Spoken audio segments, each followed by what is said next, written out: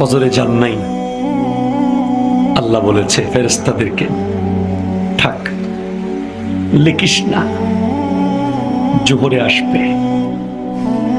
আমার বান্দা তো। আল্লাহ পানি বন্ধ করে দেব? না না না, আমার বান্দা। খানা বন্ধ করে দেব? না না না, আমার বান্দা। আমি না গাফফার,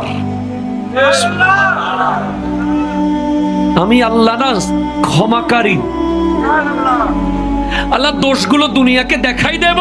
না না না, আমি সাত্তার। রহমতের চাদর দিয়ে ঢেকে রেখেছেন। আপনি জান নাই, আপনাকে হাইয়া আলা সালাহ বলার পর আবার হাইয়া আলাল ফালাহ বলেছেন। হাইয়া আলা সালাহ বললে হতো, ফালাহ কেন বললো?